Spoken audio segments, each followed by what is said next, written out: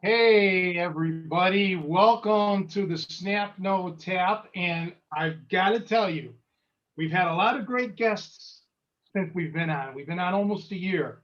But this is the man. This is the guy. For all of you guys that were involved with following me because of the lost art of hooking, we got him. We got the one and only, the real deal, the true Mr. Bruce H. Lee. Welcome to the podcast, my friend. Hello, hello. It's good to be here. So wait, what's the deal with the music that I was hearing earlier? That jazz accordion. Yeah, Did you pick that? yeah, that was my accordion teacher Okay, playing. of course you Yeah, picked that, right? yep. Yeah, I don't Yeah. think you met him. Did you in Chicago? No, but I have heard and seen Tony play accordion. So and he can play. I will say that. One day you should come on here with your accordion and show him a few things. Yeah, I don't think you've ever heard me play the drums. That was my thing too. But Javier heard me play one time years ago in Stone Park. Um, but yeah, Bruce, it's so awesome to see you. And man, let's just get right into it because people always ask me, "Have you seen Bruce?" And I tell them, "Well, he kind of lives in Chicago, but he doesn't. He's in California all the time, so I never get to see you." So tell us what you've been It, doing the last 25 years.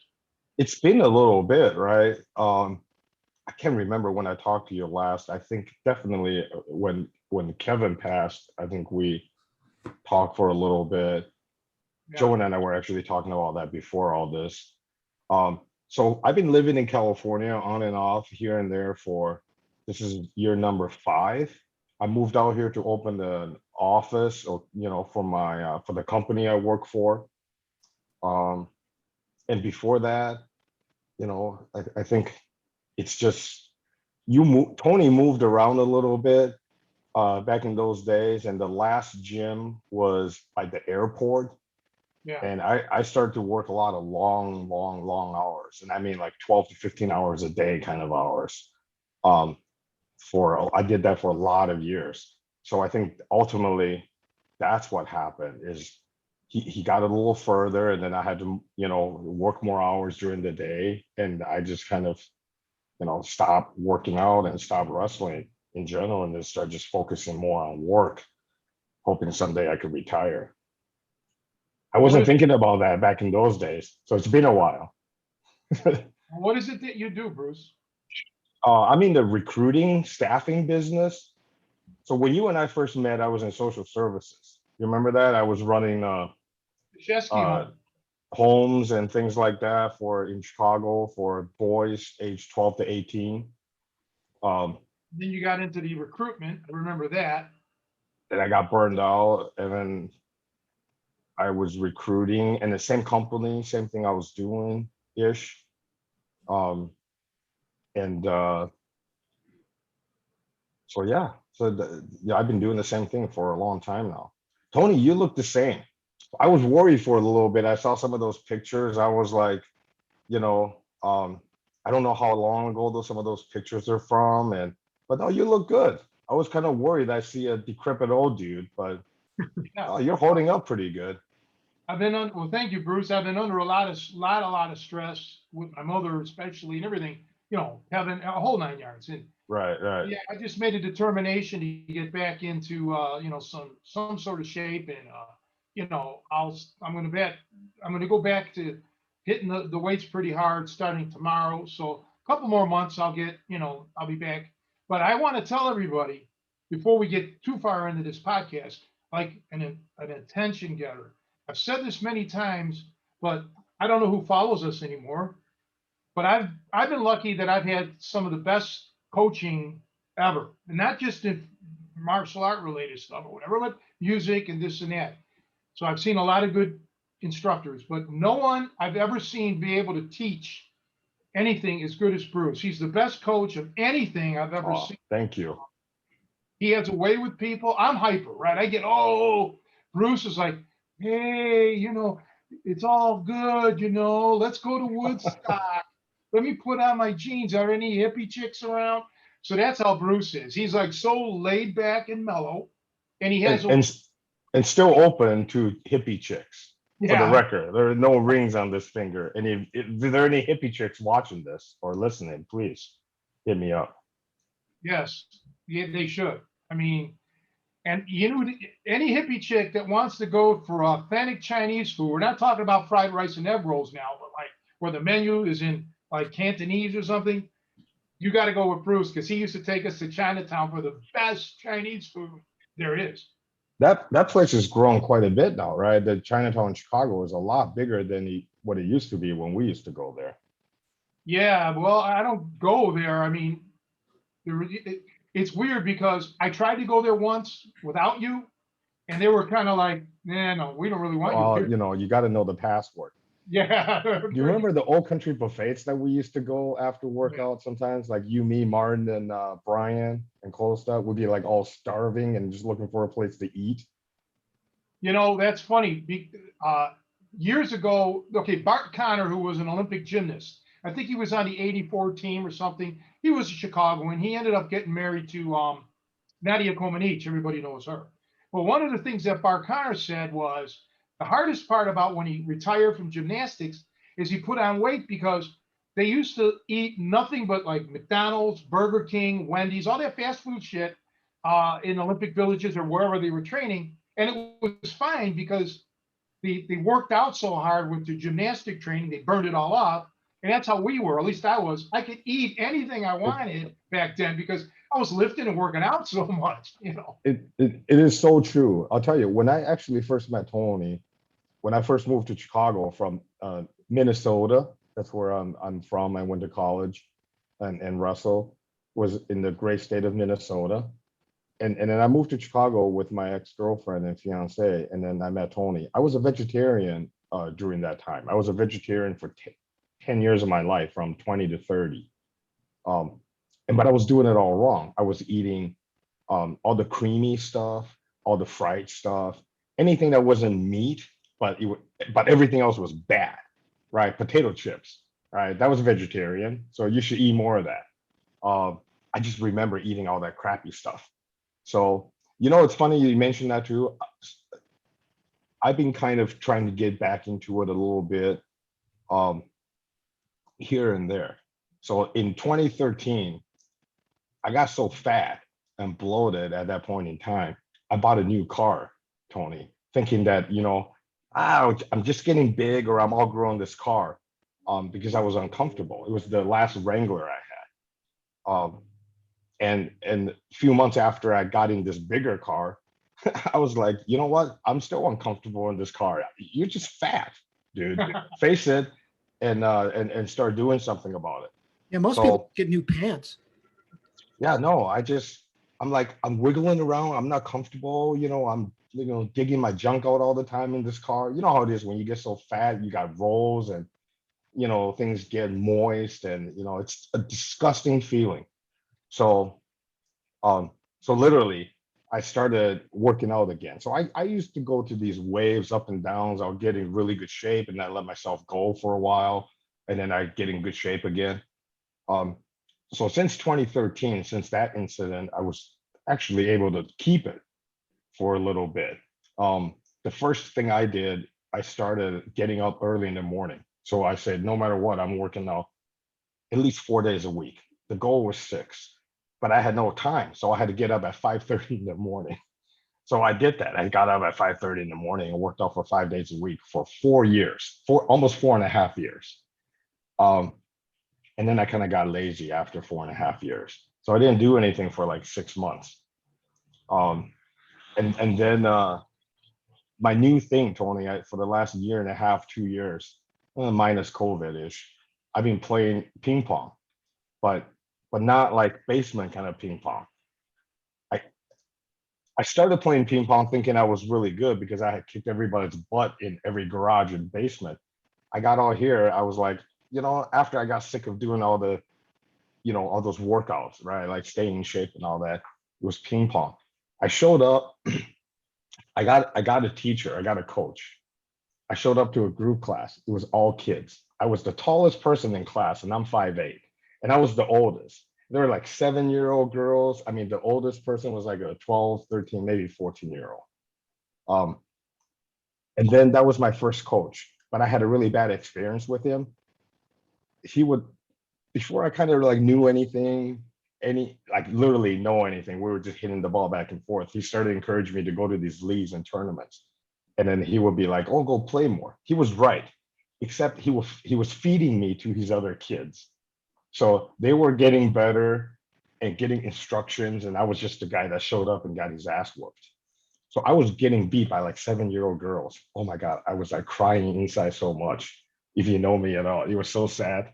I was like literally going, "How could this be?" So I dumped that guy, and then I got another coach.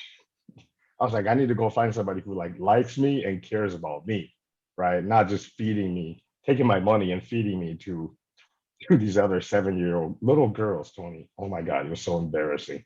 Little girls that would just be like, I'd just be like, "Where'd that go?" And then be like, "I didn't even see that." Or they serve and then I touch the ball and they just go flying. I had like no clue, you know. So that's what I've been doing to stay in shape. And I'm a vegetarian again because I watched the Netflix documentary on accident. I can ramble a lot, can I? I just been talking. Well, I remember, see if you remember this. The big catch wrestling Chicago showdown was you against Martin Witkowski for the ping pong championship of the martial arts world. And we went to the only place I knew that had a ping pong table was at Polish bar where not anybody spoke English. And it was you against Martin. Do you remember that?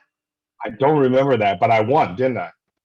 Yeah, I I don't had remember to that. I don't remember. I was walking in a Polish unless bar. I lost, and that's why I was like wiped it out of my memory. I do remember.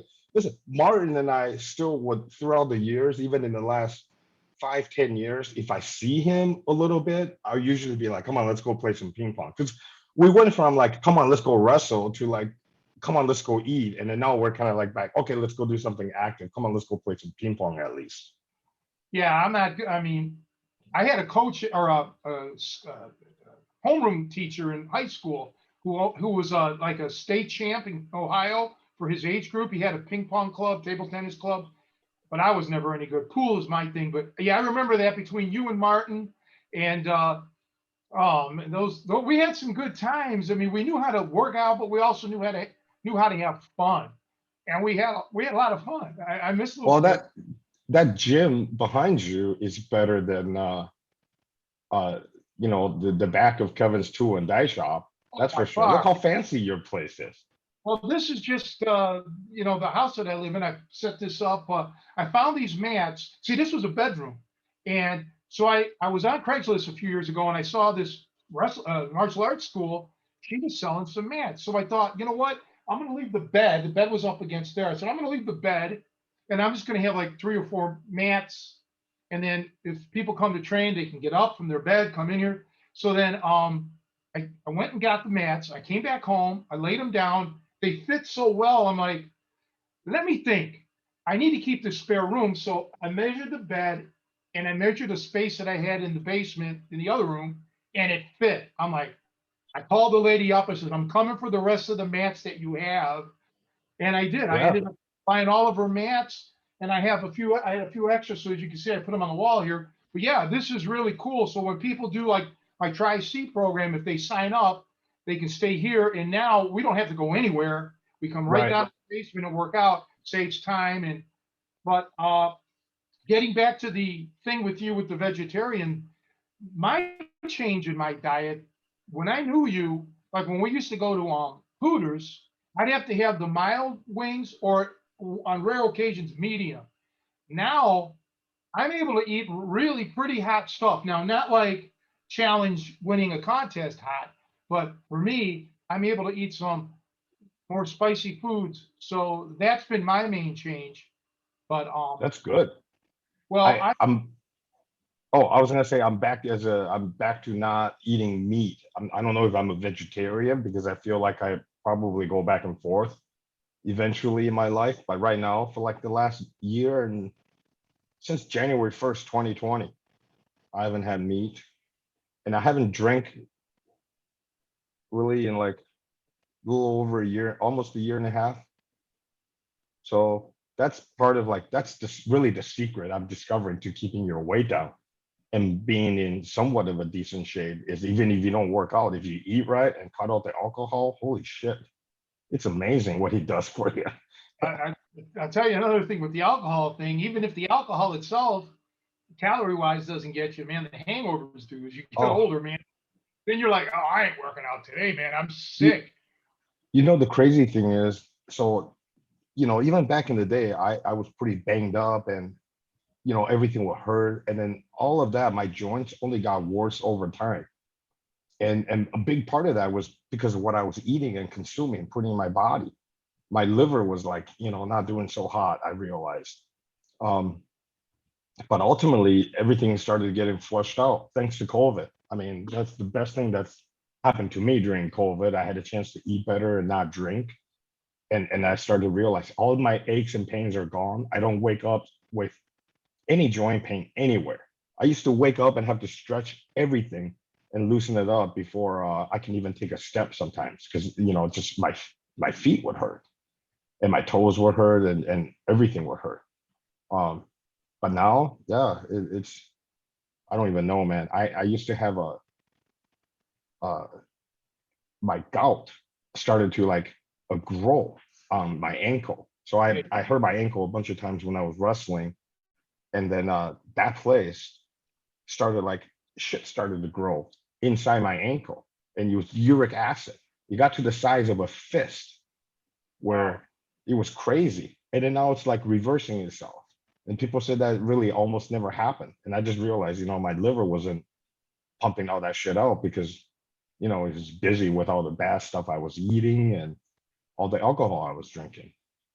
So, You know that I know somebody that has or had I haven't seen him in a while that had the gout real bad, and with him it wasn't the alcohol that did it; it was certain foods that mhm, prompted it. But yeah, I remember you with your bad ankles, and there was times, man, you'd sit there, you just roll them just to try to loosen up, and yeah, there was were times sometimes you couldn't even wrestle. dude, I feel like a new person. It's crazy, Well, you look you better know. than ever. You look great. Well, thank you. So, hey, well, I started this saying how good you look, so I won't kiss your butt again. Um, there are two names I was thinking of once I started realizing this thing was gonna happen.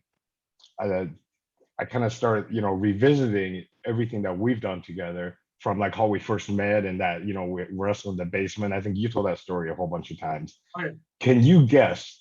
Now, this is really just you and I talking because other people aren't going to know these two names. I'm thinking two names, two particular names. They came in at the same time. One of them had a gym, owned a gym. We taught classes out of there, and Yeah. you did more than I did.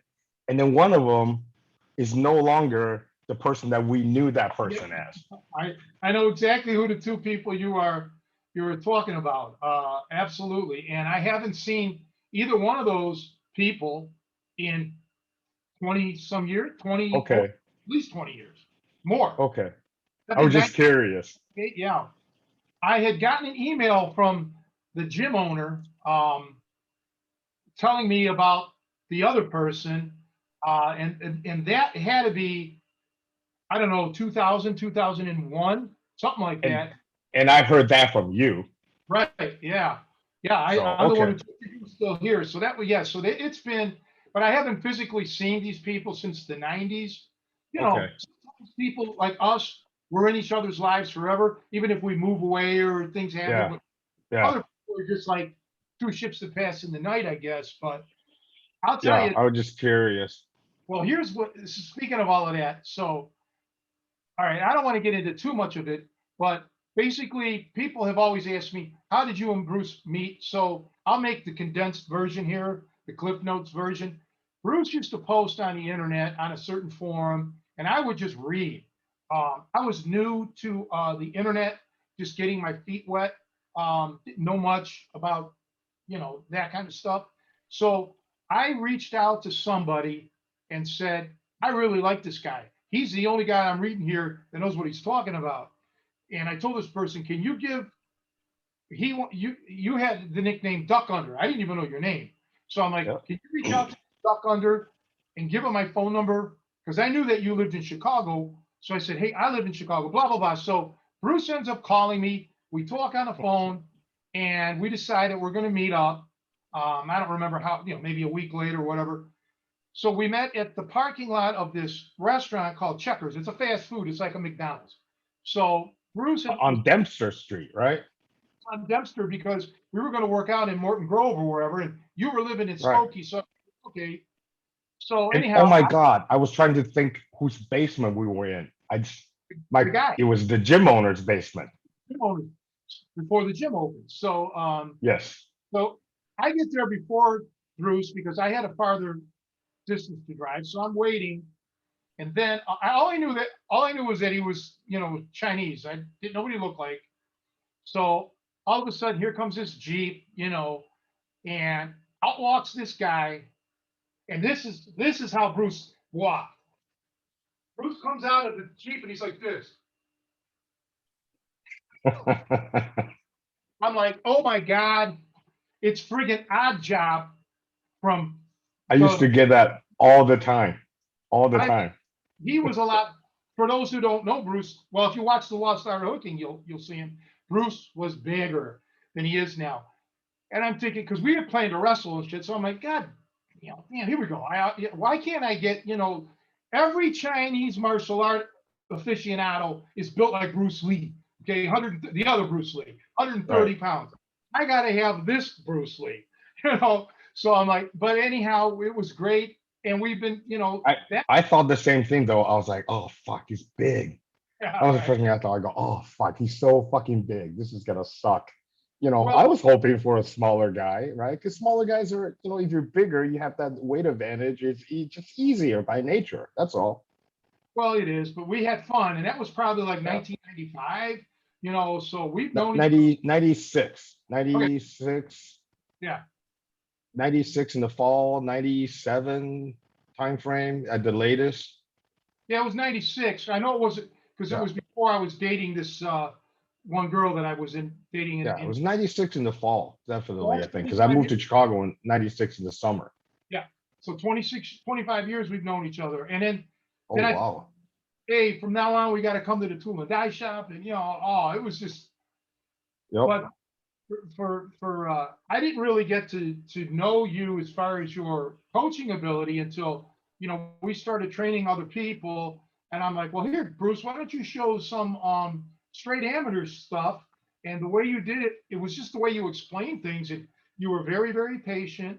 And, we had some guys were great that came through the gym. Other guys really, as you know, weren't really into working out. They just kind of wanted to show up and, Isn't it like that with every gym? I guarantee you it's still like that. Not even just gyms, but just like stuff in general. yeah. There's like the hobbyists, the enthusiasts, and people who are checking it out. But not, like nothing wrong with any one of them. But I wish people would just we were all pretty like quote unquote like hardcore because that's like what the thing that we liked, right? And we were just there to wrestle, to learn and to do top wrist locks and all that kind of stuff, right? Like no one wanted to chit chat. So if people came in and like to talk too much, we didn't really like them that much. Oh. I remember one time, I got to tell everybody this one. So there was like 7, 8 guys, and it was all like pairing up, right? So like student number 1 would go against me or Bruce, student number 2, 3, 4. And then finally, when it got to the one guy, right when it was his turn, I got to go to the bathroom. Remember him? He always would try to hightail it to the bathroom. And finally we said, no bathroom breaks for you. There were always guys like that. But then you have a lot of guys who were like you meet throughout the years that really were into it, that were really like sort of on the same page as we were, right? That really was just They wanted to learn. They wanted to work out. That was the thing. So Yeah, it was yeah, what you still talk to? I know you talked to Costa. I just saw his picture that he was on here. Uh, I know you talked to Martin from a little bit time to time because out of everyone, I probably talked to him the most. He lives closest to me in Chicago. Um, and he has a ping pong table in his backyard. oh, wow. So I talked to Brian, not on the phone, but he texted me maybe a month ago, just checking in. So and then so we all still kind of a little bit here and there, throughout the years. So I'll be back in town in August. Um, I got stuff going on weekends. I go to Minneapolis. I have a company event and things like that. But I do have a couple free ones, and we should definitely get together. Yeah, let's do that. Yeah, I'd love to. I'd love to see you again and go through some Yeah, Chinese. Brian's been on the podcast a few times. He looks the same. He's fatherhood. Marriage. It's yeah. that's the thing.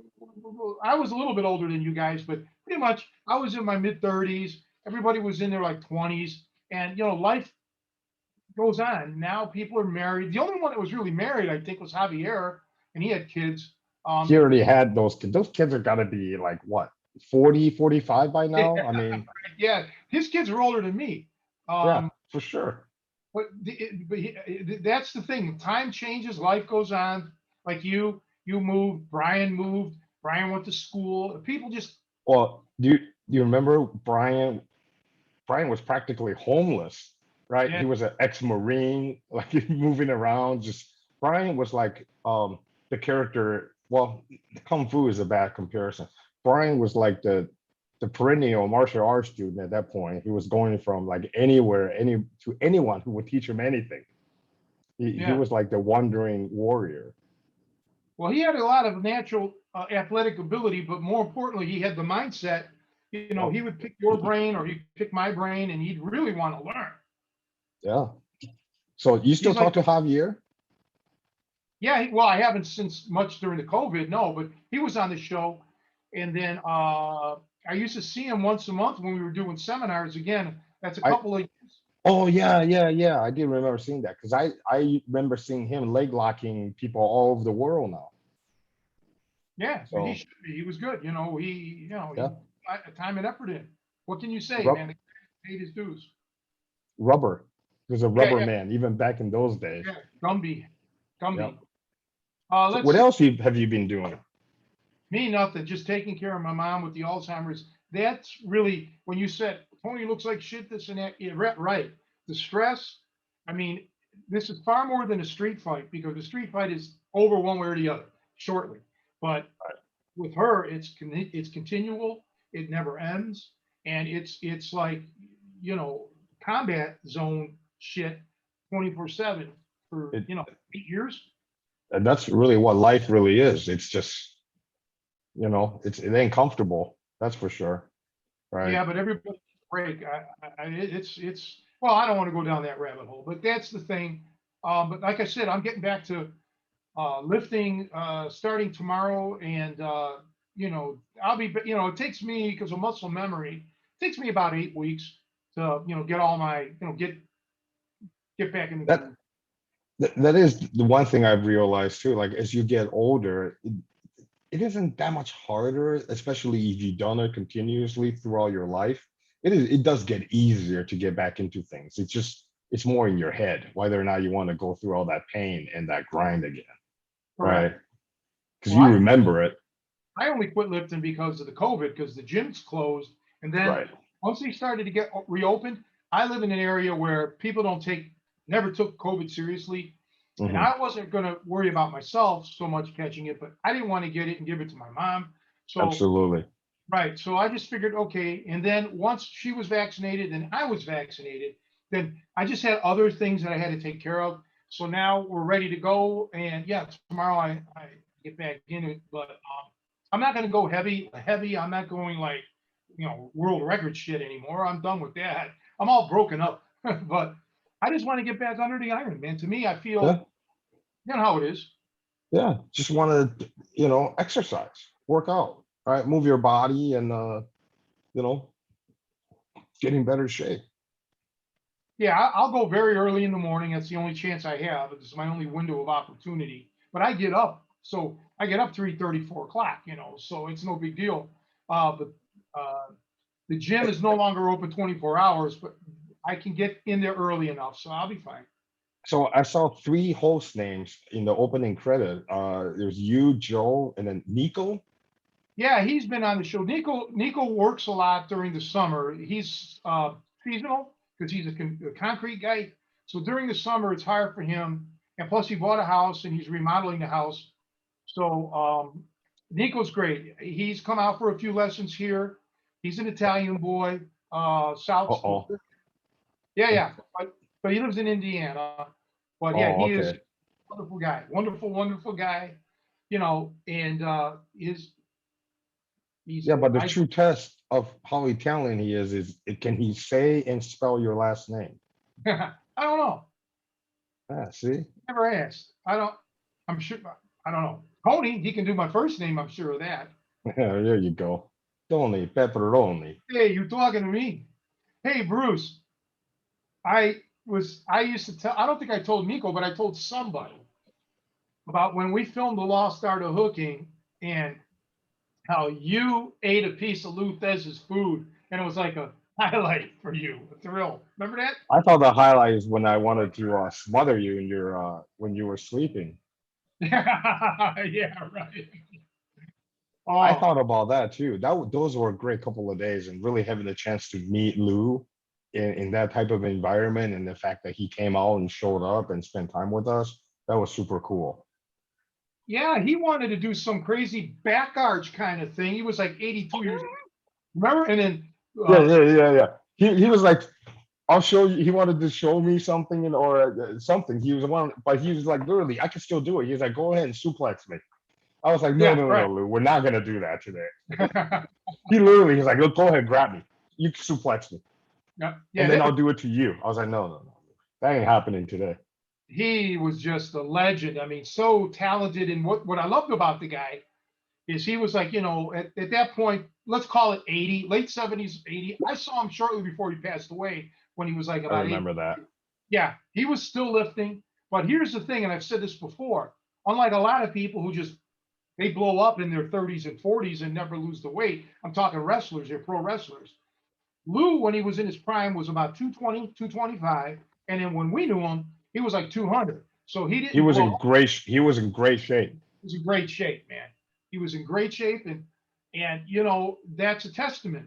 This is a guy like my coach, Rod Vine, was still doing strongman shows in his 70s. This is how I want to live my life. Look at Kevin before he passed away. He Yeah. was still strong, benching, 350 at his body weight, under 200, a guy 70 years old. And, it's just that's how I want us, or how I want myself to be. I, oh, absolutely. And I think a lot of people, as they age, if they've never been involved in athletics in any part of their lives or early childhood, or they didn't keep it up, they tend to think that, oh, they're all natural, or I can't do this at a certain age. That's all bullshit.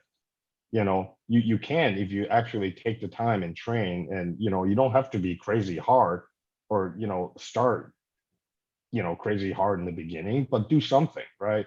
I had one of my uncles, um, couldn't do a push-up, couldn't do more than five, like probably for most of his adult life, right? And then I don't know, a buck got up as his ass because his daughter and wife were getting a trainer, and maybe he was jealous and he didn't want to them going to gyms and being trained by other people, so he went and got a trainer. And next thing you know, he was like, hey, now I can do like 100 push-ups. Well, I don't know if it's on the roll, but I mean, seriously, he went from couldn't do five to like calling me up saying, I'm super sore. What do I do to stretch?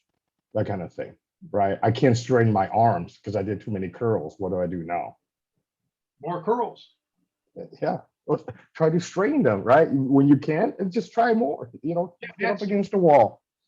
honest to God, when I used to get stiff like that, sore, the next day, I mean, I don't normally work the same body part twice a day, but when it would get bad like Yeah. that, yeah, I just do some Pump, more, and then you're fine. pump some blood through it.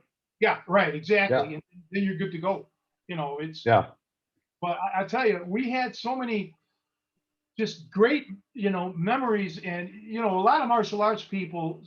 It's like you have two, like it's all about in the gym. Well, we did some heavy duty stuff in the gym, but we had a lot of fun and enjoyed life outside the gym. We used to get together to watch the early UFCs and just whatever, go out for pizza, wings.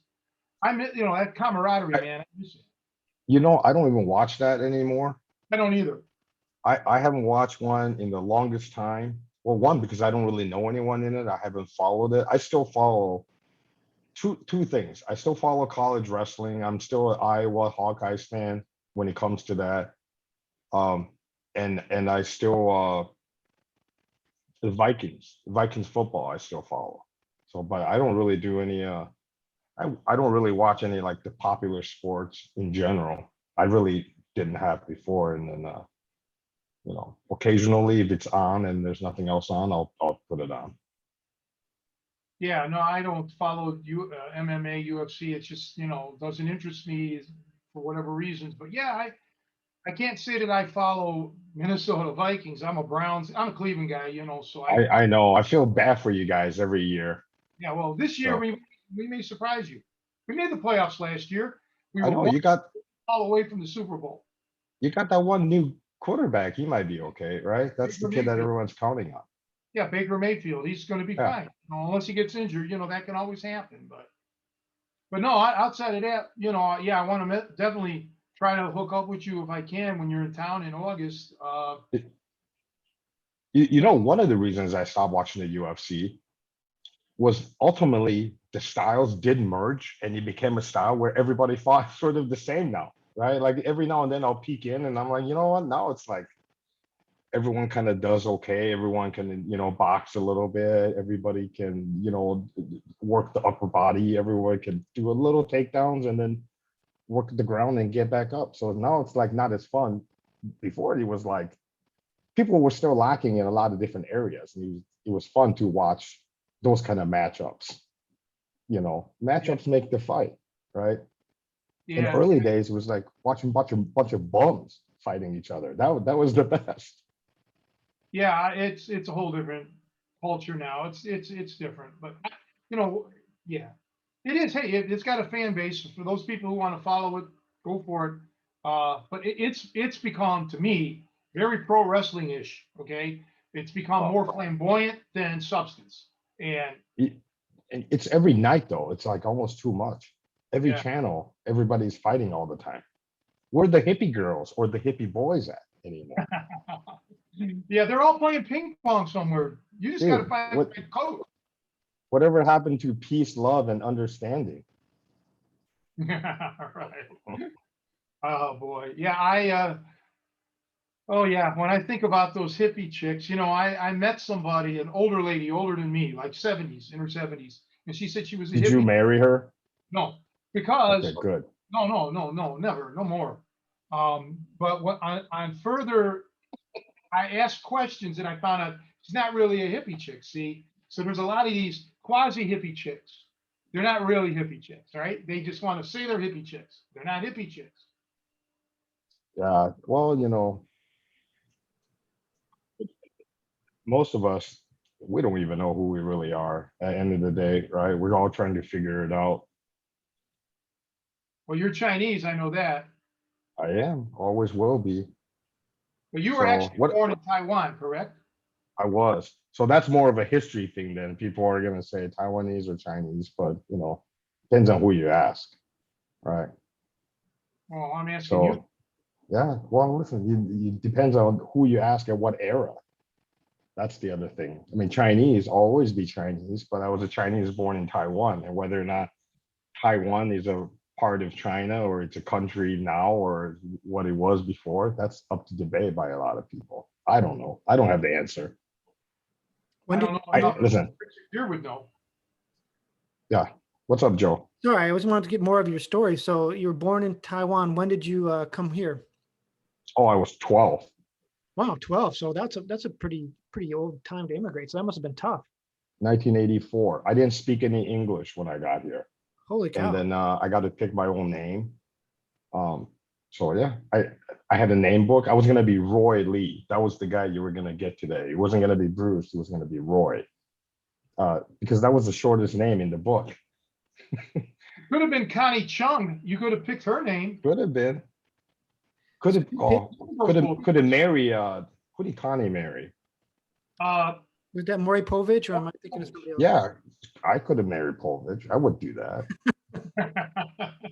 You'd be living a lot more comfortably, probably. Oh my God, I'd Not probably get to weekends. wrestle a little more if I had married Maury. I wouldn't have to worry about how I'm gonna retire. That's not true though. Connie made her own living. True. Yeah, she probably made more money than Maury at one point. She did I seem Hope like she she was did. slumming it, honestly. I don't understand that whole Yeah. relationship, but that's a digression for this podcast. Yeah, So no. you, So I moved here when I was young. I didn't speak any English. Before this, I had done like kung fu, um, but nothing, and some TKD, nothing crazy.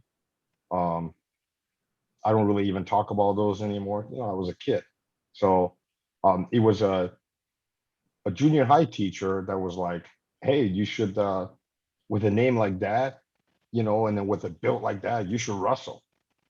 He's like, what are you doing? You should wrestle. That's the thing you should do. So he literally, I think he walked me over to the wrestling coach and introduced me to the wrestling coach and said, this kid is going to wrestle. Also, he was like, you don't have anywhere to go after school because my mom was a single mom and all that. And he's like, you better stay out of trouble. So you're gonna do something after school. He was a really good teacher. Uh cared for me a lot. I did a lot of I learned running, swimming, and like competitive bicycle racing from him, triathlons and things like that. He's a well-known person in the state of Minnesota for like running and anything that's kind of like endurance related. Pat Lennon is a guy. I actually lost touch with him, and I just found him a couple of days ago and left him a voicemail to saying hi, and then he got back to me. We haven't reconnected yet. I was literally, because I was going to talk to you, I was kind of just start thinking about all these other things, and that made me reach out to him too. So this was a really cool connection. I'm But yeah, glad. that's how I started wrestling. so you picked the name Bruce Lee. I did. Now, did you? Uh, Is that because you were a fan, or just well? How did that? Massive fan, and because I was lazy. My last name is Lee, the same character in Chinese as his. Um, I'm not related to him by blood, but the actress that he died in, the actress whose apartment he died in, is my illegitimate aunt. My grandfather on my dad's side had kids outside of marriage. That's a fact. I met her sister, and her sister confirmed that. So when my dad died, I went back to Taiwan. Her sister drove me around. Wow. So So you were related to the actress that he was with when he died? yeah, That's pretty cool. my mom would tell you that too. So I really didn't believe it when I was growing up, but having like real people, adults in my family, and having met Ding Pei's sister, so in Taiwan, she confirmed it. So I believe it. But yeah, my mom handed me a name book and was like, "We're going to America. Pick a name." Um, I was going to be Roy because that was literally the shortest name in a name book back in the 80s. And the book could have been from the 70s, right? So if you were Ed, you were Edward. John or Jon, John, you were Jonathan or John. Like there was no shorter name than Roy back in those days. So I was going to be Roy. I practiced my handwriting to be Roy and everything. And then I was like, that's a really, really boring name. So I was like, fuck it. I'm going to be Bruce Lee. That's great. That's a great story.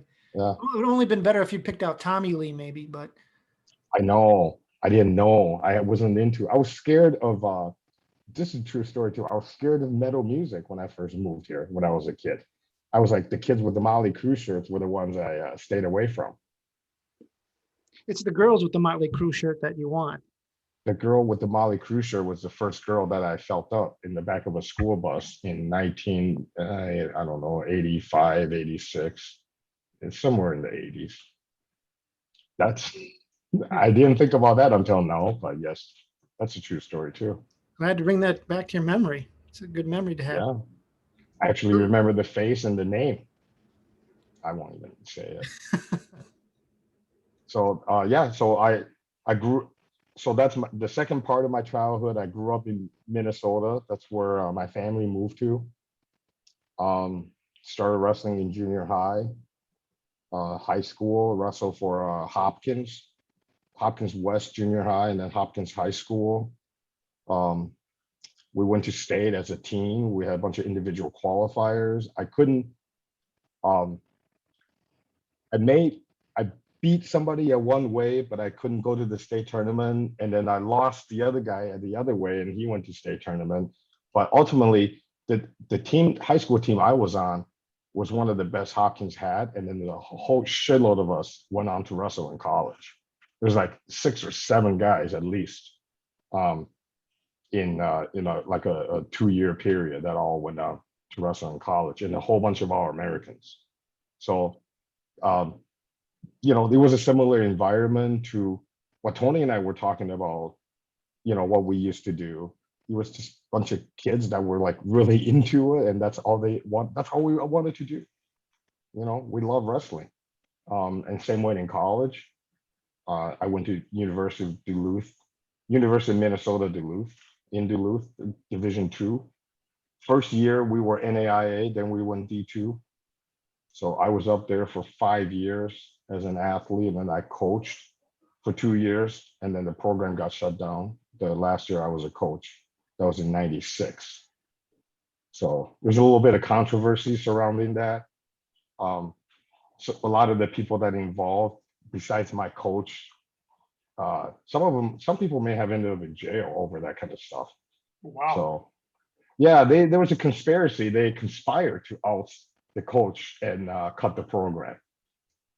Well, you never told me this. It was already done at the time, but yeah, and I was in Chicago. This was like, Minnesota news at that point.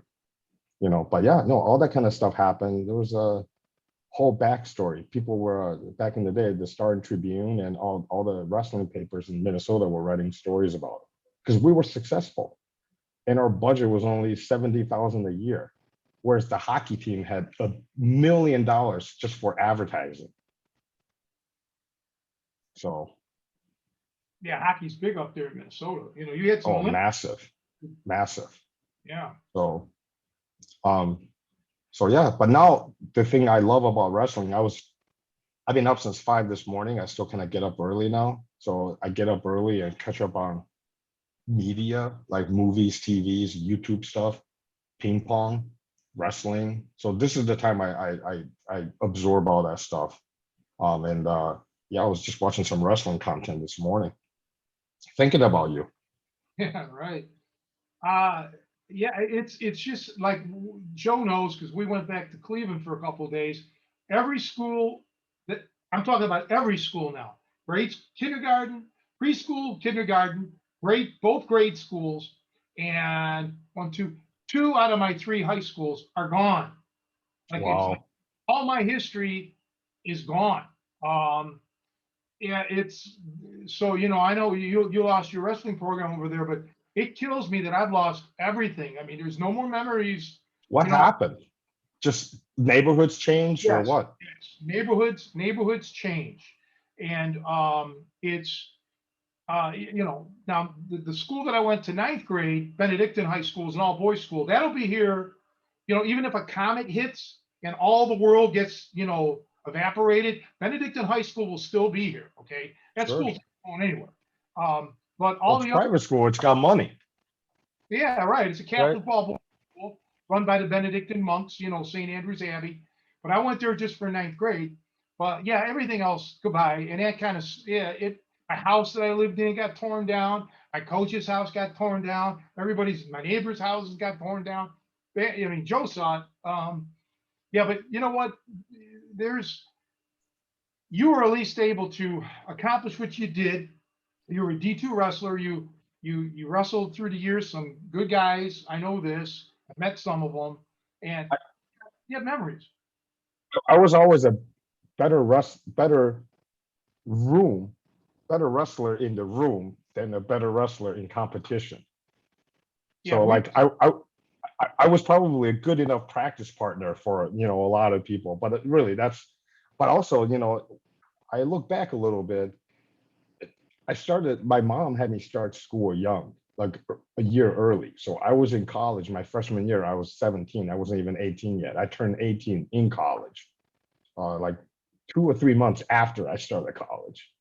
So by the time I was coaching, I was way more comfortable and probably more grown physically, you know, at that point, because I was 22, 23, and I felt more like a man, where before those years I felt like a boy, like 18, 19, wrestling against 22, 23 year olds all the time. And then because I was a fatter kid too, hadn't trimmed all the weight off. yeah, some kids don't get their man muscles until they're out of school. Mhm. Yeah, that's just how it's just genetics, it's physiology. But yeah, you were really Yeah, I something. didn't even I still only have 7 chest hairs, so I'm waiting for the rest of them to kick in. Yeah, you should be related to Costa the Greek. You'd have hair all over the place. Oh my God. Man, or Javier. Javier's even worse. Oh my goodness. Terrible. Yeah. Terrible. I mean, from I love the guy, and he knows this. Like, he's like he could grow hair anywhere from the top of his head just all the way down, right? Yep. He had like a full beard. Boy, he told us the story one time before, because I was giving him shit about it, but he was talking about how he was growing a full beard like in high school. Yeah, I gave him an apple one time to hold for me while I was lifting, benching. I said, hold my apple. And by the time I got done benching, the apple had hair on it. Okay. This is how it is with Javier. Yep. But yeah, he's a special guy. Oh yeah, he's great. Now let So me what ask. else is happening with you? Oh, let's not talk about me. You're a guest. I Okay. was going to ask you this now. Whereabouts? You don't have to be specific, but what's the general area that you live in California? Oh, I tell you, I mean downtown San Jose, which is an absolute shithole. Yeah, it's way up north. Yeah, I've been there. Yeah, I'm like 36 miles from San Francisco. So when I first moved here, I thought living within the city or closer to like, the downtown area would be a good thing, because I wanted to go out to eat, I wanted to drink and be able to walk home. So I didn't really know the area. I didn't do any research. And I literally just rented the first place I saw. Oh, So I'm downtown San Jose, where it's full of homeless folks, because the weather is so good and there's a bunch of parks nearby. A lot of junkies, a lot of mentally ill people. It's right near university. Um, but yeah, no, it's okay. It's not great. This immediate area is not great. There's better areas right outside of San Jose. It's kind of like, how it is in every city. I just yeah. kind of picked the wrong neighborhood. Everything is still super expensive. It's just way shittier. Yeah, I can imagine. Yeah, I've been to San Jose, several times and did some seminars there, and then I took a trip to sightseeing thing in San Francisco. But I've spent time down in Southern California, which is a little Uh, warm, different, totally and different. and the way, yeah, just different vibe too. Yeah, yeah. But one thing I will miss when I leave here, because I don't planning on staying here forever, is the weather. San Jose weather is unbelievable. It's 72 and sunny almost every day, um, even in the winter. Well, maybe 68 and sunny in the winter, but it You is know, ridiculous. the first time I went to San Jose, I flew in, and then I got picked up at the airport. We had to drive, I don't know, quite a ways, maybe 45 minutes, I don't remember. But I was looking at all the homes, and I'm thinking, I don't see any air conditioners, man. What's going on here? And because I didn't know, I just figured San Jose is like California. You're going to hit 100 degrees, 90 degrees. I didn't realize how Uh, cool it's. You don't need an air conditioner over there. People in San Francisco don't have air, and then now with global warming and the temperatures increasing in every state, They get way more like 80, 90, 100-degree days up there now than they've ever seen before. Well, You see, know, I went so in the 80s. yeah, in Oakland people don't really have air conditioning. Yeah, So it just struck me as, because I didn't know, yeah, so my family, my mom lives in Seattle, and they don't have air. It's ridiculous. You yeah, know, well, my first trip out there, I didn't know even where it was at. So I called up Dionne Warwick and I asked her, do you know the way to San Jose? Um, well, I mean, who and else could I go up? did she ask you where you're coming from? Did you if you took the last train out of Georgia? Yeah, right. Yes. Yeah. Well, actually, I told her last train to Clarksville, but I was just monkeying around. Um, Well, you're just being a daydream believer, thinking the train from Clarksville can get you to San Jose. yeah, right. Oh boy, the good old days. Yeah, yeah. So I have no, and if anything, I'll probably, once the situation stabilizes here, sadly with my mom, I'll probably be making a trip or two down to Southern California because Andre, one of my students, he's been on the show here. He I'll lives, meet you there. yeah, well, he lives technically right across the border in TJ right now, but he said he can Uh-oh. literally walk to San Diego. His business is there and everything. So he's brought me out for some seminars and great times. But he used to have a pro wrestling gym, and he brought me out to teach the guys how to really fight. And the gym was in he lived in San Diego, but the gym was in LA.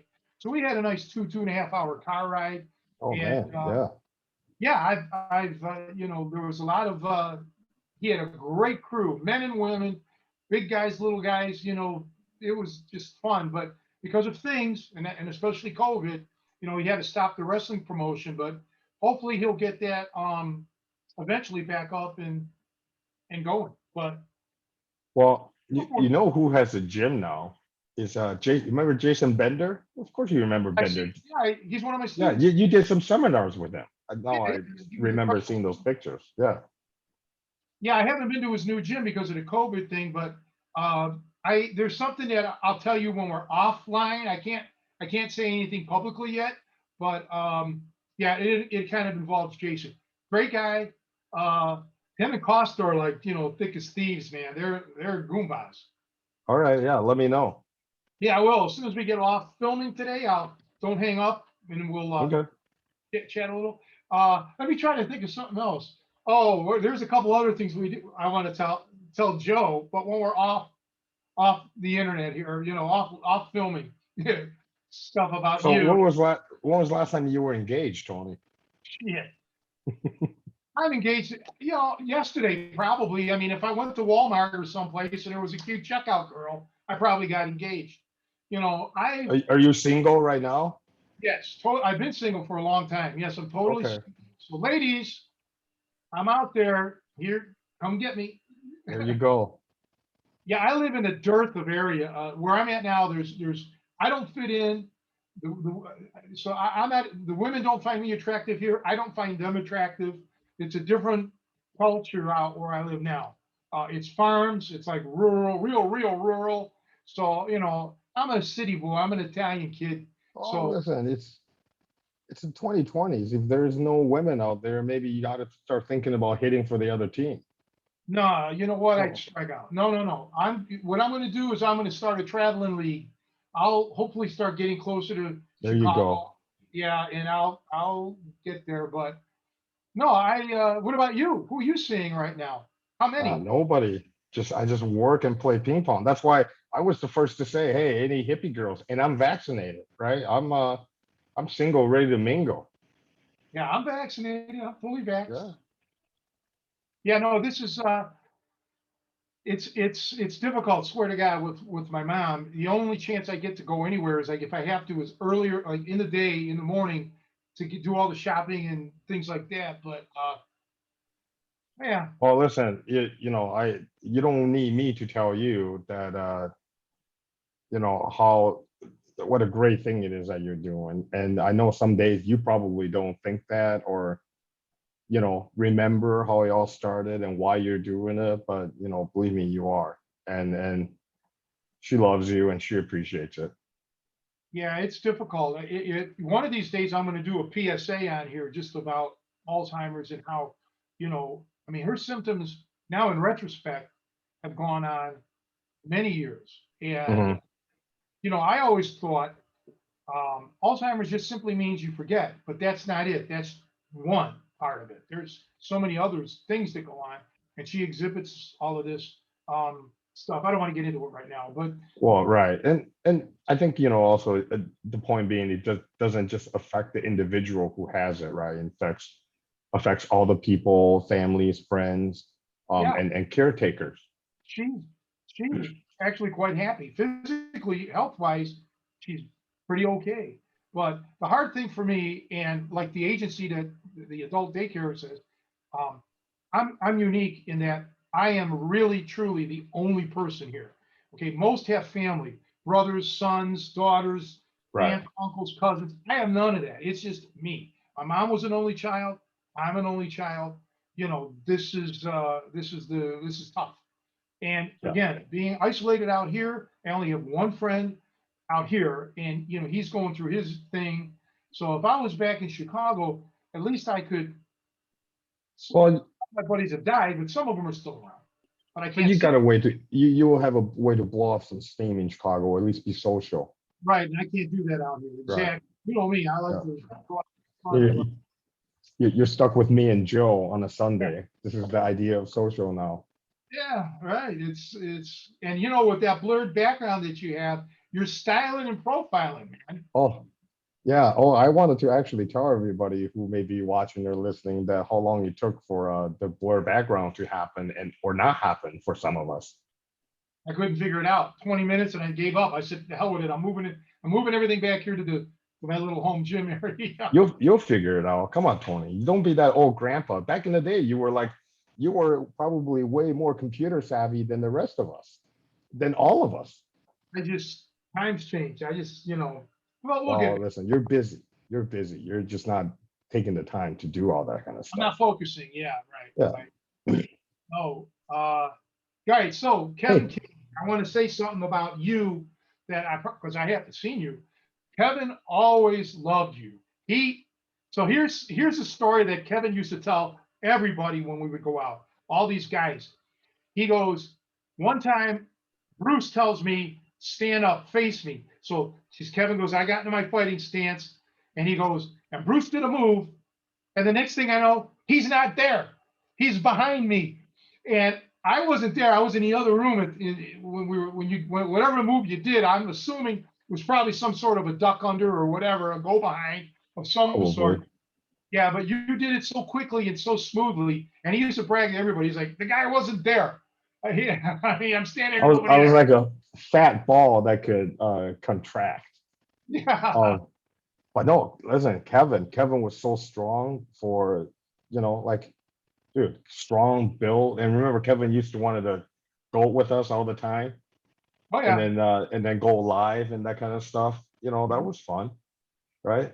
There was no quit in the guy. I had a student Yep. come one time, and for a couple of days of training, and Kevin was probably at least 60, maybe at the time, 60, 61. And Kevin was boxing with the guy, Kevin He wanted to do he'd it. get down in the t-shirt and his jeans Yeah, and then right. just go. He didn't care. Yeah. Well, that's how it is. That's how a real fight's going to be anyway. Oh, I miss him so much. Yeah. When he got killed and I lost the gym because of it, that just kind of, I've never mentally rebounded from losing him and then basically losing everything that I worked for all those years. Yeah, just taken out like that, bang. It can happen Kevin to was the anyone. best. And the back of that tool and die shop was the best. Oh, yeah. Where everything got in the way. At any moment that you were probably gonna die. Not because of something happening, but just because that your head was gonna hit something or that kind of shit. How come I Oh, got this metal shaving sticking out of my eyeball? oh, that was so great. And then you could not only the surface wasn't just flat, so you could literally work your way up and stack up somebody against a locker Oh, or yeah. something, like up against the boiler and they were up against the garage door. And if you get someone pinned up a garage door, you can fuck with them all you want, right? Like you don't have to submit them. You could just like rub your palm up their fucking nose and then like fucking smack them around a little bit and then see if they can get out, they're getting pinned up against a wall. It was great. Oh yeah, it really was. And no mats. And then we had that little portable $20 Walmart thing or whatever until we got the wrestling mat. It was just Right. it was amazing. But I tell you, we all had a good time, and we all got along. That was hardcore. That was like some of the most hardcore training that I've done. Like, in terms of like facility. And then I mean the stuff was all solid gold, but like that was like just this attitude and every like you were just there to wrestle, and then that was it. It wasn't Yeah. pretty, it wasn't nice, but it was great. Yeah, it was, man. It was just we had a How did cast. I get a metal shaving in my head?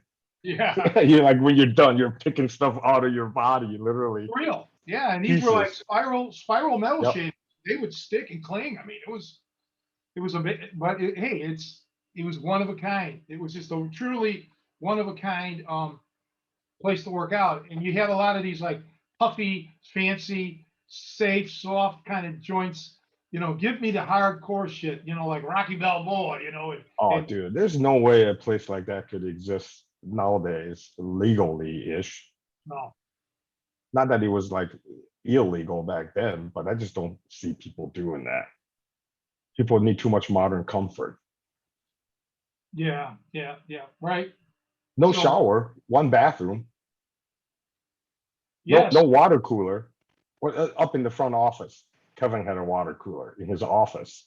But like, yeah, none of that shit. no air conditioning, no heat. No air conditioning. It was too high. You had to open the garage door. Yep. Yeah, I mean, it was just unbelievable. Yeah. To me, it was You like, wrestle and the blue, you roll down that little slope outside the garage door.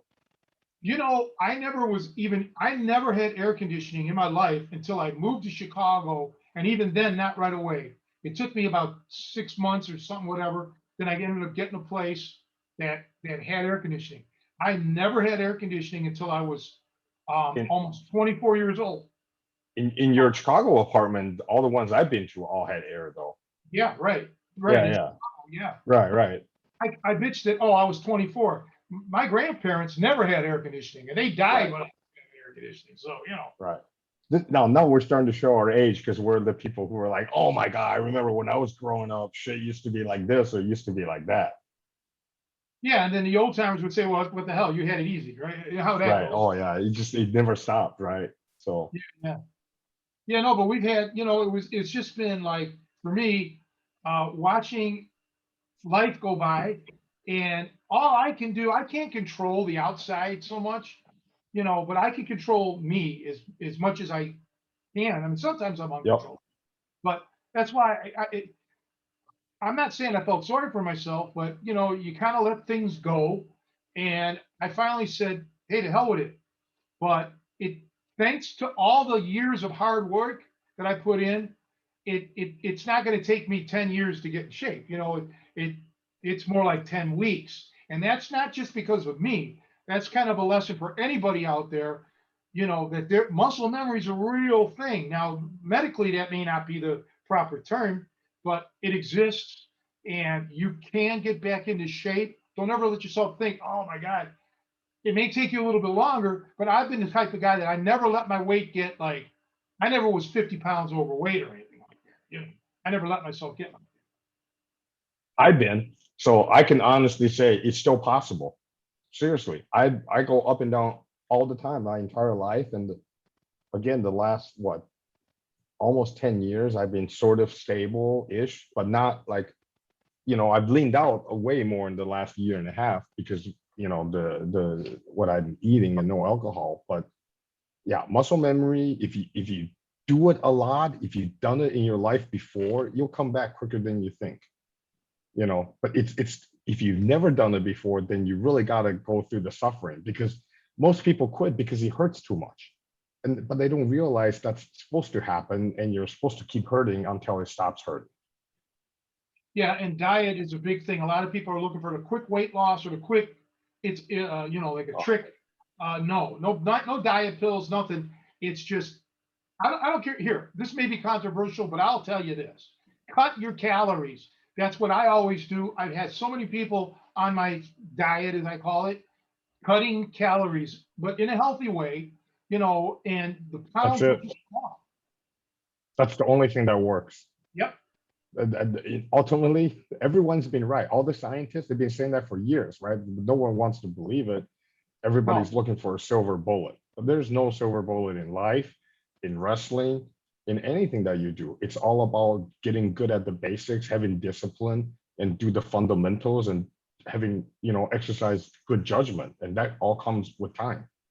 sure. There's I'm not here to shit on the keto diet or the Atkins, whatever it is, but you can't be, on a keto diet, let's say, or the Atkins, and eating 6,000 calories a day and not doing anything. It's kind of like what you were saying earlier. Yep. You were a vegetarian, but you're eating potato chips and no, cut those Yep. guys, cut those calories, man.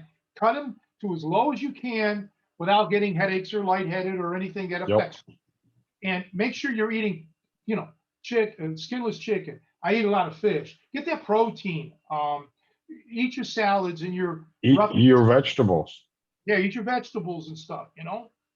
Yeah, it's not that hard to calculate, like, your body mass index, right? Your BMI, and then to figure out how much calories that your body burns every day. And then just watch what you eat, read the labels, and try to, cook at home. Yeah, I don't believe in BMI because it's static. It's against like heavier, like muscle guys. I had like a high BMI when I was like super strong, but yet I had like 9 or 10% body fat, so I wasn't worried about it. Well, But you're figure out, not BMI, that's the mass index. I actually meant the calorie intake, yeah, right? You could tell by how much you weigh generically, how much calorie it takes for you to just lay there all day, yeah, right? exactly. Find out that number, and then if you just lay there all day, try to eat below that. Right, right, absolutely right. And there's this, and I think the key is it's got to be a lifestyle change. So everybody says, oh, crash diets don't work, or this diet, once you get off it, you'll put all the weight back on. Well, that's not because of the diet. The diet was fine. It's because of you, because now you went Mhm. back to your old ways again. You can't Yep. do that. The You key can't, was, huh? no, I say you're right. It's when they say, oh, I came off the diet and then I gained weight. That's the key. You have to eat that like that forever. Well, I mean, I'll cheat. I always like, I'll have my pizza, my pasta. I'll never stop with that. I mean, but I have to work out. You got to burn more calories than you're taking in. It's simple. Consistency, right? The lifestyle thing is every day. If I,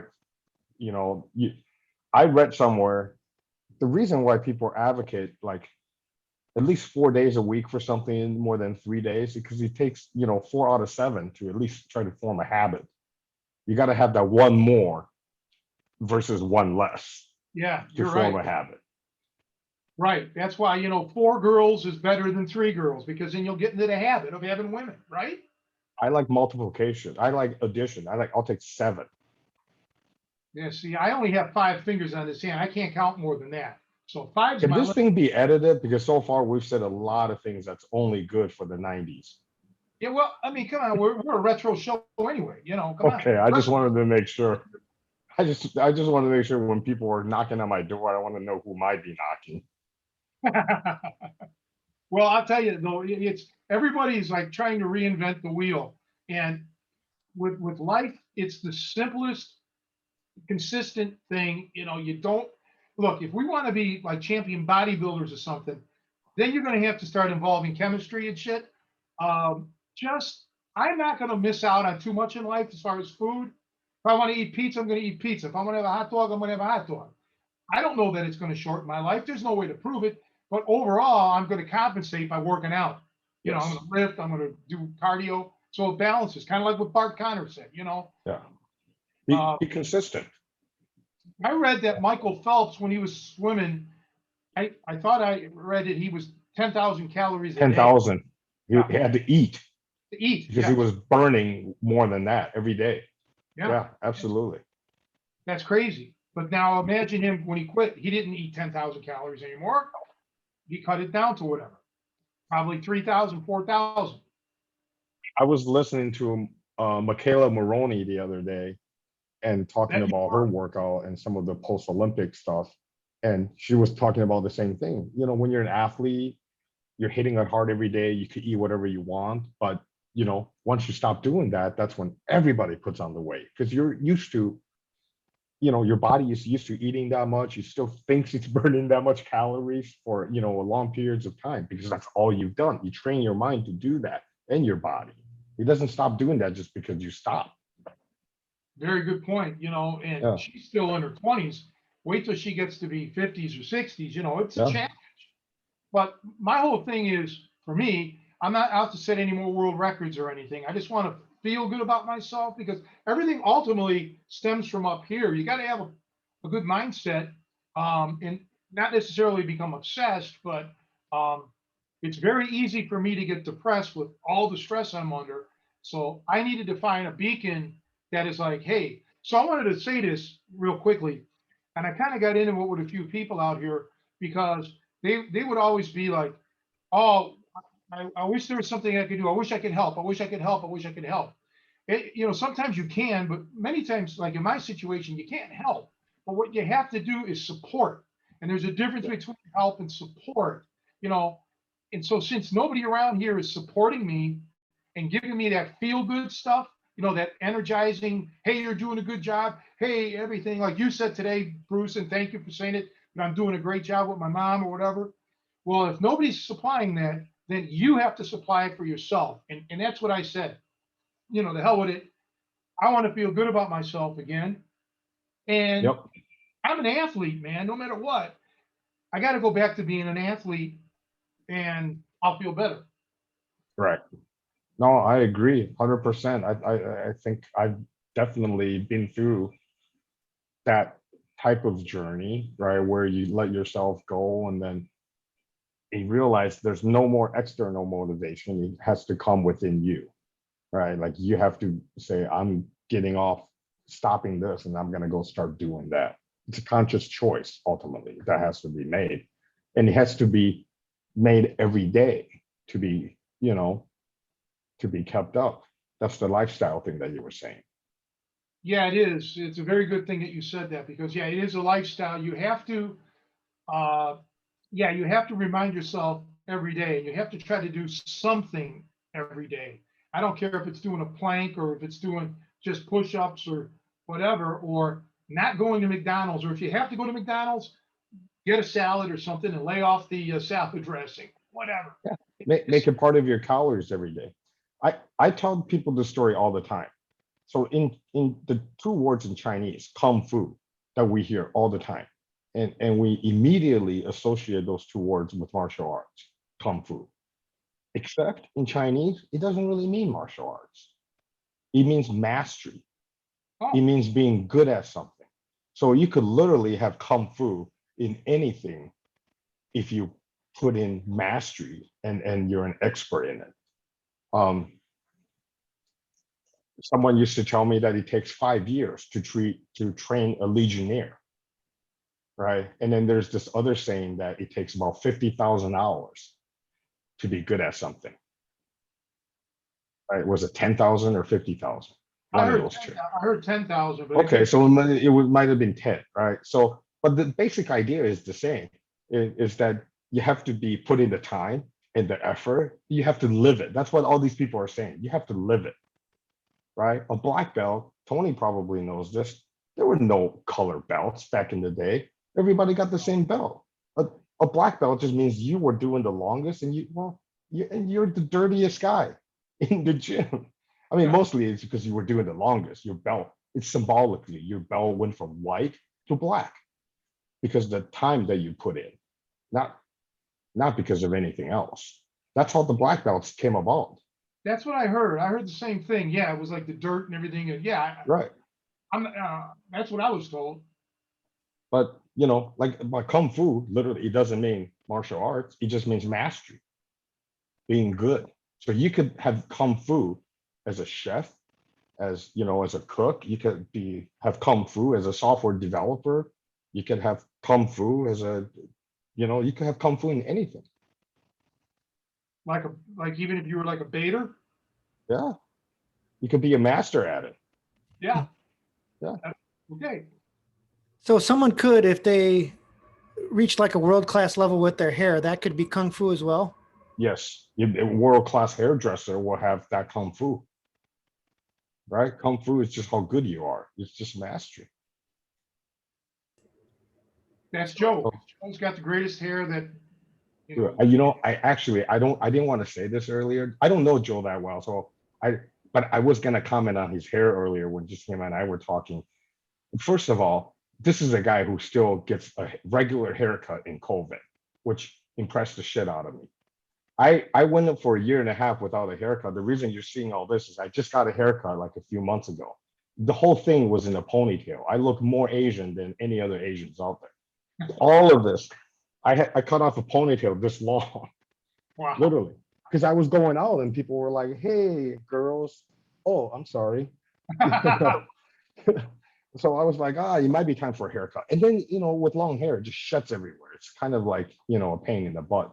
But Joe, you have great hair.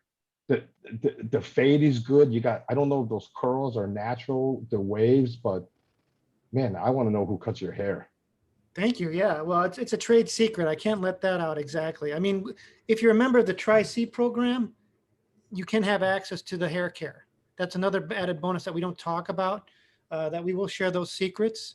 But yeah, thank you. So what do I have to do? How would I be a part of this Tri-C program to get the hair secret, Joe? That's a great question, Tony. How can someone be a member of Tri-C, and what do they get?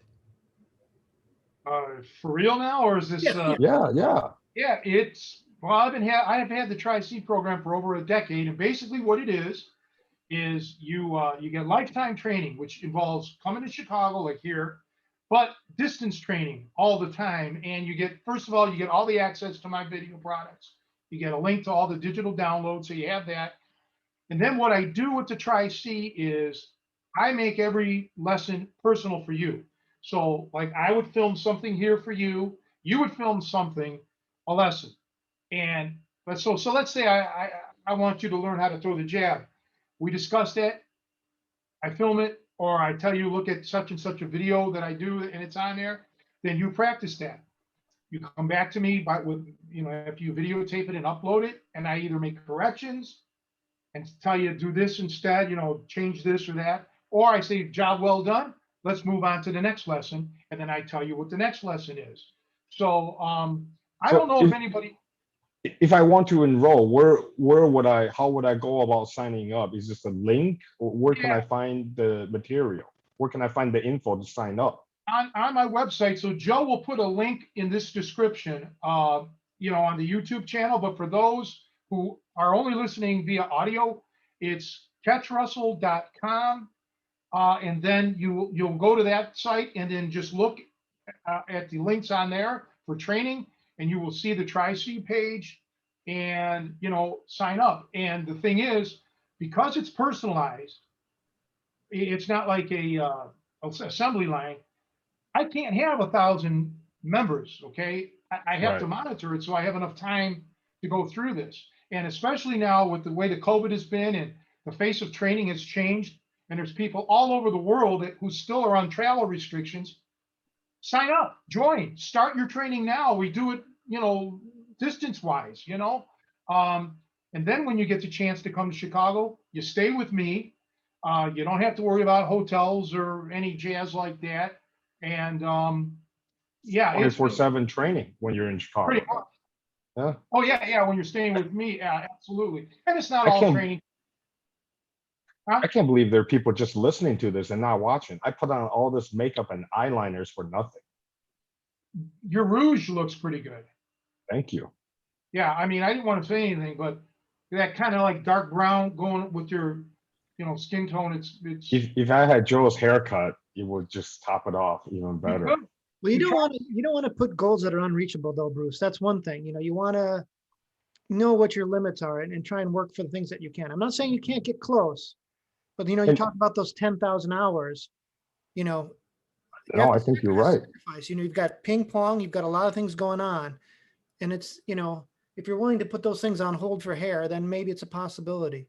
I did Do have a you? kind of a more serious question, kind of related to kind of pitching the in-person training. Now, I know obviously with COVID, we want, you know, if people are vaccinated and stuff, they can come and stay with Tony and train there. But I really think there's a huge value, obviously doing it. You know, a lot of people just learn from the videos. You know, Tony spells out the techniques so clearly that a lot of times people will get submissions just from watching his videos. You know, I've heard countless stories of people like that where they're like, oh, the little details he gave on video. But like for me personally, one of my experiences when I went to the tool and die for just, it was like an informal seminar, when he actually put it on me and I felt it for the first time, like Mm, done by the, all of a sudden it was kind of like, I wouldn't like shocking. The level of pain was something that I hadn't experienced. And I was going to kind of ask you because, you know, you guys were talking about when you first met and you were guys were going to, I don't know if you were going to drill or roll a little bit or go live. What was your, because obviously you're an experienced wrestler. You have a high level college you coached. What was it when you're like, you know, because for a lot of people, even college wrestlers, they've never heard of catch wrestling. So what was that right. transition for you? What was those first I experience? Okay, so a couple of things. When we first rolled, I could win the positions, right? Like I could take Tony down, but then I get submitted. Or if Tony was behind me, I could get out, or I could try to reverse, but then I get submitted. Something would always happen, and once I move, start working the position and get submitted. But some of these were not positions I wasn't unfamiliar with, and so once I started learning with Tony, the fact that this thing wasn't BJJ, because BJJ was, by far, and then even now, primarily, what dominates the whole scene. But it was way more closely related to what I had seen and learned and done. And the philosophy was also way closer. It was more to be active, right? And then you could try to submit somebody in, you want to get to the position, but there's moves that you could pull off in transition, And right? that's the And thing, then right? also on, right, you want to fight a position game, but in between transition is where things happen a lot that you could catch people, or the setups, right? That's what happens when wrestling is a positions game, and then when you're fighting for that position, you're actually setting up your next what's to come, whether it's a position or you're going for a submission. So those things were a little more natural because a lot of Tony stuff ultimately, some of the positioning philosophy wasn't the same as jiu-jitsu, right? That's kind of like the biggest difference, you know. Um, so for me, it was fairly, it felt very natural to grow into some of that. Um, because a lot of some of the stuff that I had learned as an amateur wrestler, honestly, if I had tweaked it a little bit or pressure it, one way or another, the outcome would be different, right? Like in amateur wrestling, when you're behind somebody and you run like a traditional arm bar that you want to, run a chicken wing, they call it, but it's really only a chicken wing when you don't go 90 degrees. When you're an amateur wrestler, you got to put that thing at 90 and run it. But if you really want to hurt somebody, you just take that thing and angle it a little differently and pressure down and then run it, but don't let them go anywhere, and then that thing's gonna pop, right? It's little things like that where, my goal used to be turn the guy. Now I'm just like, I could put this on and don't let him turn, and it's gonna pop. Well, I want to interject too because Bruce made something very valid. Like I get behind him and then he would move, he'd get out, and that's the whole point. If you're just holding a guy and it's static and nothing's happening, I want movement. I want to let him move and think he's going somewhere. That's springing the trap. And so basically, if you're all cuddled up and turtled up, it's harder sometimes to get something. I want the guy to move. I want him to think he's getting somewhere, and then boom. You're right. You're creating the movement. It's the setup, Creating the right? move. So if the guy doesn't move the way you want, then you got to make him move that way a little bit. All right, I'm going to throw something out here, but I'm not going to mention names because I don't want to, embarrass Yeah. anybody. Got nothing to do with us, but some guy that I know, very, very, very, very high level. Not, I don't even want to say the martial arts style, but it's grappling oriented. He sparred against another very, very, very, very, very famous grappler. And the bottom line is the guy had him in a hold down. And the other famous grappler absolutely could not get out. Okay. There was no hope of getting out. And he said, where I come from, you don't win by a hold down. So the guy on top just basically relinquished the hold and, let the guy roll around some more. So that's the point. Sometimes you get so, tied up with, I want to hold this position, or I want to just, you're never going to, nothing's going to happen here. In a fight, it should be over quickly. And the only way that's going to happen is if I can let you move. And once you're moving, there's shit that I'm going to grab. And, Bruce has seen it. And that's my philosophy. But it's always control. I try to control the situation. Even when you think you're in control, you're not. Yeah. I think like, and also in terms of like detail, the details are what the basics are all the same, but small details will make the difference. I think one of the biggest thing, for example, if people are listening to this for the first time or whatever, is the little twist that you put on all your top wrist locks. Right? I'll never forget that. I haven't had to use it in a while. I haven't had to really top wrist lock anybody, but you put that little twist in, and it's game over before you know it. That's the difference, right? I mean, Joe, I don't know if you've probably felt that 1,000 times by now, but there's a difference being someone holding you like this versus all of a sudden the arm becomes like this. There's a tremendous leverage here. And then also the fact that if you could, do one of these little deals versus leaving an arm out here for them to have the physics and the leverage to fight it, right? I mean, this just immobile just the arm before you do anything else with it. There's little things like that.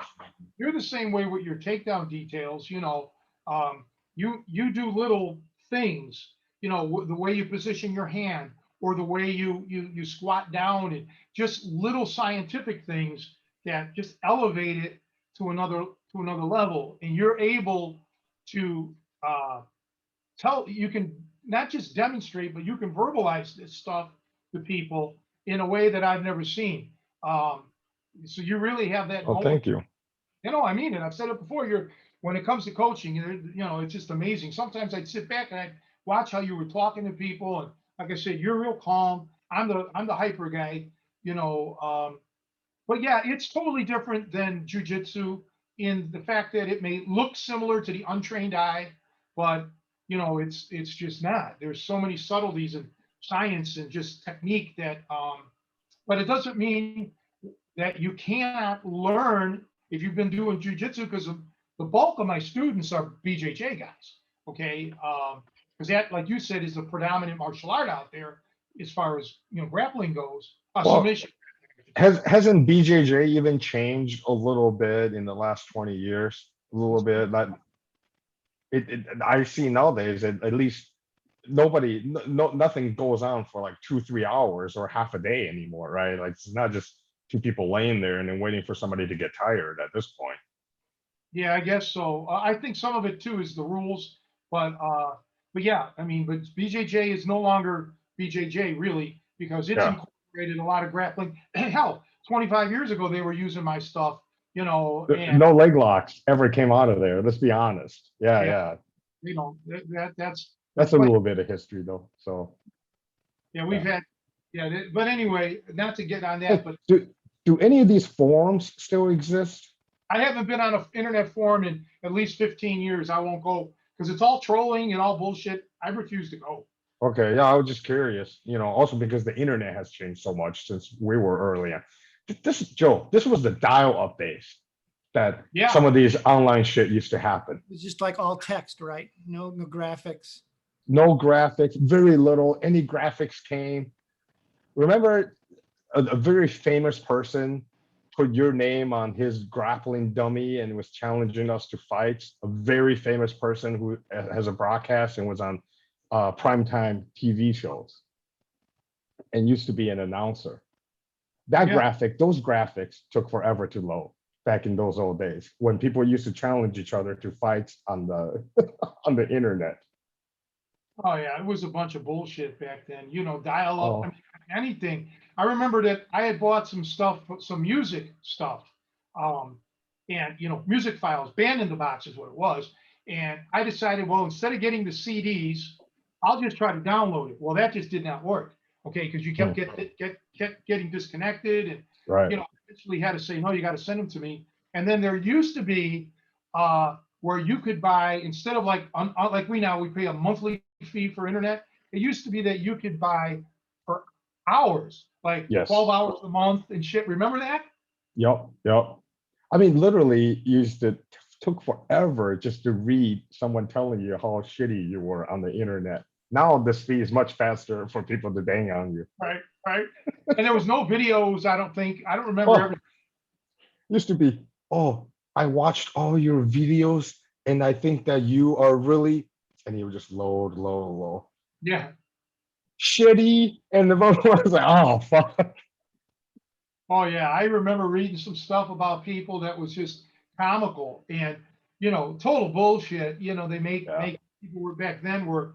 I remember just reading about celebrities, some celebrities that I actually knew, and the stuff that people would say about them was like totally false. It was like, this is unbelievable, the shit that they're saying. I mean, like stupid Yeah. stuff, You still can't trust anything you hear or see on the internet. It's so sad.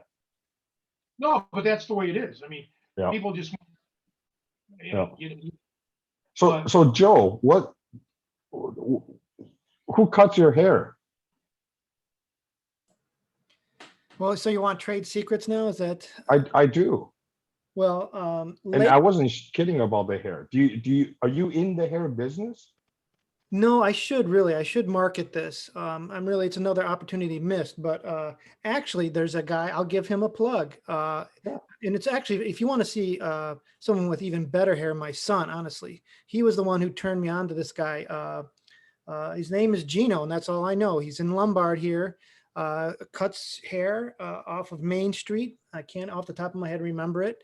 Okay. But yeah, he was, I'm actually a big fan of his. It's very affordable, like I said. So if you're in the Western burbs, and maybe Well, even if you're not, people make your way out there. When I'm in Chicago, I might go out there for a haircut. I mean, look how good that fucking hair looks. I'm so jealous. I might go too. we Yeah, should you do should. a show of it, honestly. So there's been a lot of talk. I know, Bruce, I don't know if you've been following it, but we have been tracking the progress of my hair over through COVID, because it was long for a while. It wasn't ponytail long, but it was getting there. But then, yeah, so it's much like, all of our struggles in life. There's ups and downs, like we talk about our training and our weight and our grappling skills. Same thing applies to hair. It's all applicable. I absolutely agree. Believe it or not, hair is a regular topic on my search string, in my search history. I'm not even kidding. Like, because now I'm thinking, do I want to keep this hair forever? I have to get a cut. Do I want to get a cut back to it? I had short hair almost my whole life. Right. So now I don't know. I'm struggling. I have to give it some more thought. But I really dig your hair. That's what I'm saying. Cool. Well, Yeah, when you're back in town, we'll do a thing of it for sure. We'll hook you up. Yeah. Yeah, if we Awesome. time this right, I might go with you. We can all get a haircut. Oh, that'd be great. It would be a field trip. Can this guy style my hair? Because I want to get it a little different. I'm getting tired of 40 years or so I've had it like this. Yeah, I think so. I think he's open to, he can talk you through styles and stuff. Like I said, I kind of had an idea what I wanted. And so I just kind of said, do it, X, Y, and Z, and he did it. So, and so, yeah, just one more success story. He's an Oh, Italian. it's great. It's Yes. the basics. Guy's got the basic skills, and then he's gotten really, really good at it. Definitely. He's a kung fu. He's a kung fu. He has kung fu in his haircuts. Absolutely. Yeah. So what else is happening? What else can I share? I'm just so glad to see you. It's been so wonderful. And that's what, like getting to the Tri-C thing. This is how it can be too. Sometimes we can do the Tri-C members.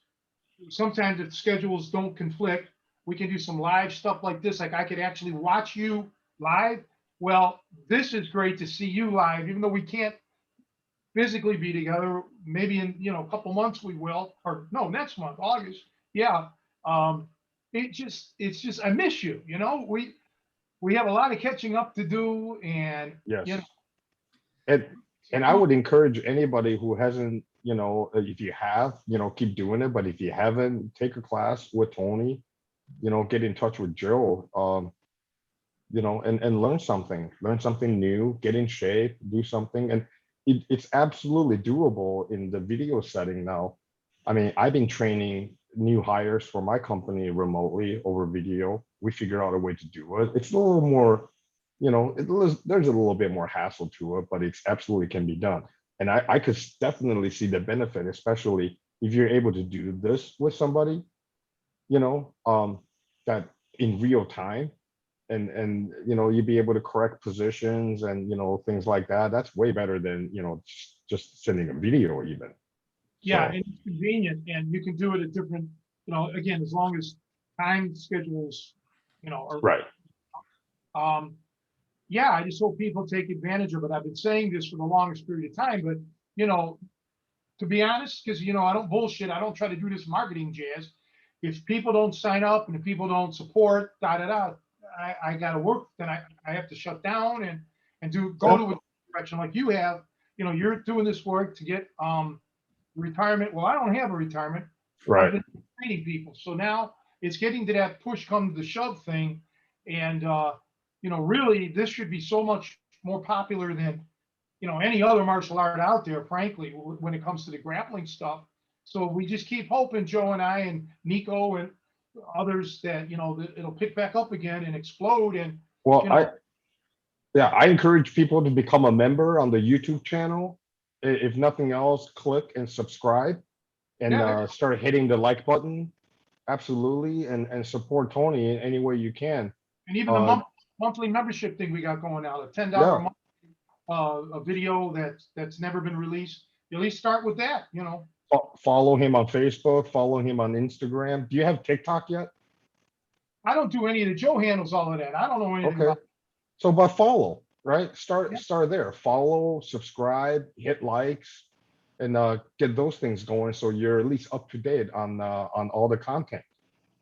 Yeah, that's a good thing. See, I don't know even how to market that. I should say this on every broadcast, Yes. right? So we got to Yes. do it. That's okay. There's a button below, everyone. So if you Yeah. like this video, you like this podcast, hit the like button. And also over here is subscribe. Don't forget to hit that one too, please. Yeah, we're not even monetized on YouTube. So we do all of this without a penny coming in. So Yeah. I And don't. this is literally a Sunday afternoon and we're just hanging out, guys. I mean, Yeah. this is not even done during work. So this is all just out of the love for each other and catch wrestling. Yeah, and we do love each other. We've been through a lot of ups and downs, breakups with women, and just deaths and moves, things like that. We've been through life. We've known each other 25 years. I mean, come on. Yeah. So crazy. You don't look any different. Oh, I feel different, man. But yeah, I know you look the same. You look better than the last time I saw you because you have lost the weight. And you have a great attitude. But you got to get back to Chicago, man. Enough with this. I'm working on that. I will be back and I will see you. Absolutely. Yeah, For sure. Yeah. And definitely, we need to get you back on. We've talked with some of the other old timers to kind of do a class reunion when you guys are all there together. We can get the group of you on. Get Brian and Costa and My everybody. Absolutely. So my part of this now, my schedule is slightly different. So I went from I'm starting a new position within the company. I've already started the last few months. So that's freed me up quite a bit on normal nights. Otherwise, on weekends, what I used to do is I just eat and sleep and then try to recover. But now I have way more time because of this new thing I got going in life.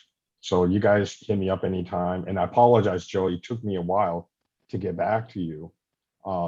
And sorry for that. And but hopefully after this one, if you need me again, I'll be communicating much more regularly and easier to get a hold of. Awesome. That was great, man.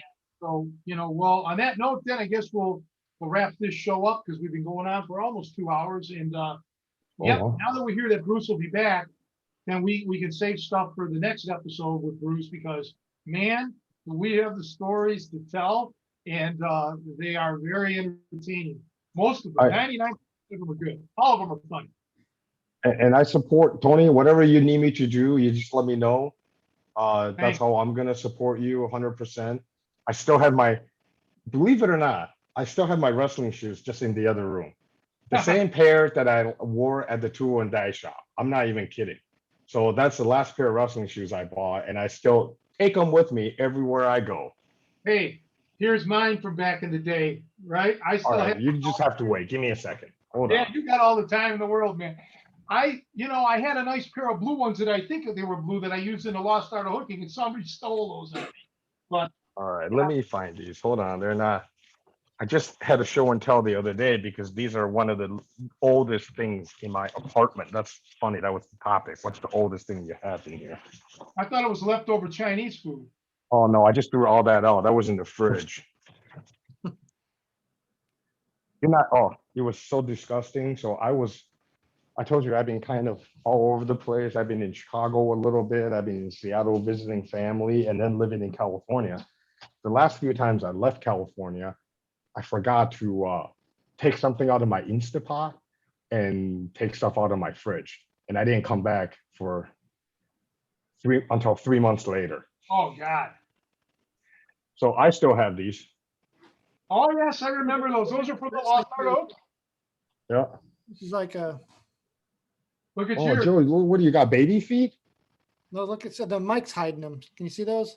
I'll do. Oh yeah. Oh yeah. But I got the nice fluorescent ones. Not as cool as yours. You got some great colors on yours. Oh, these are super old.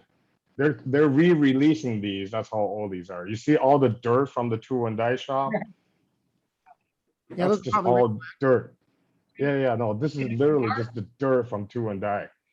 See, we don't give And- out black belts. We give out black shoes. when Yeah, we get- and this is back in the day when I used to take shots that you could still see that occasionally I take a shot and then the front would be rubbed out. I think I had these in college actually, and then I started wearing. These are the last pair I wore in college. Remember, there used to be that wrestling supply store not far. It was in Franklin Yes, Park, wasn't? like right down the street. Yeah, it was cool to go there, and because you could get all the supplies and shit. But anyway, yep, I'm glad to see you. I want to thank you so much, Bruce, and I'll take you up on all of that. We want to see you again soon. We're going to figure it out. And Joe, as always, it's a pleasure to see you, and hopefully, I'll be seeing you soon in person, and we'll go from there. So everybody out there in internet land, I really do want to say from the bottom of my heart, thank you, everybody who's been supporting me for over 20 some years, since Bruce and I made the Lost Art of Hooking, and some of you even before the Lost Art of Hooking came out. So, we may not always be in contact, but I know that, you guys are in my thoughts. And some of you people I only know by screen names. Others I know because I met through seminars. But don't ever think a day goes by that I'm not grateful that I've run into some wonderful people on the internet. So thank you. And Make sure you like the video, subscribe to the channel, follow Tony on Facebook, follow Tony and Joe, Facebook, LinkedIn, Instagram, TikTok, once they have one, and leave a comment and let them know what you think, and sign up for Tri-C. all right, guys, thank you. And we'll Thank see you soon. Hi, everyone. It's Bye. good to be here. Thank you, Tony. Thank you, Joe. Thank you. Love you, Bruce.